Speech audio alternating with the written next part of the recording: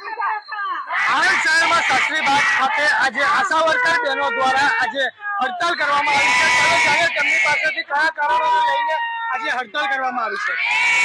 હડતાલ એટલા માટે કરીએ છીએ કે આંગણવાડી વર્કર હેલ્પર અને આશા ફેસિલિટેટર બહેનો જે સૌથી પાયાની કામગીરી કરે છે એને કેન્દ્ર સરકારના જે 1લી તારીખે બજેટ રજૂ કરવામાં આવ્યું એની અંદર સમાવેશ કરવામાં આવ્યો નથી। કોઈ પણ જાતનો વેતન વધારો જાહેર કરવામાં આવ્યો નથી। બીજી બાજુ 16મી તારીખે 16 ફેબ્રુઆરીએ જે ગુજરાતનું બજેટ રજૂ થવા જઈ રહ્યું છે તો એની અંદર અમારી માંગણી છે કે ગુજરાત સરકાર એમના બજેટમાં સમાવેશ કરે, અમારો વેતન વધારો કરવામાં આવે।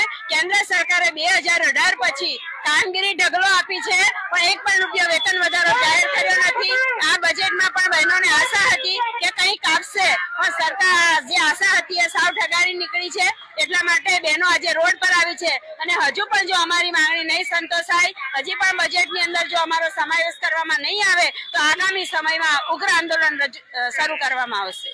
આજે તમે આંદોલન કરો છો તેમાં કયા કયા જિલ્લાના જે બહેનો છે તે સમાવેશ થયો છે?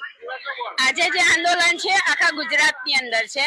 લગભગ સૌરાષ્ટ્રની અંદર 10 જિલ્લાની રેલી આજે રાજકોટમાં યોજાનારી છે, આણંદ જિલ્લાની રેલી અહીંયા આણંદમાં યોજાનારી છે, વડોદરામાં પણ, એવી રીતે દાહોદમાં પણ આવતીકાલે છે। 2 દિવસની અંદર ગુજરાતના 26 જેટલા જિલ્લાઓમાંથી અમે 10 જેટલા મિનિસ્ટરને આ આવેદન પત્ર અમે કલેક્ટરશ્રી દ્વારા પહોંચાડવાના છે।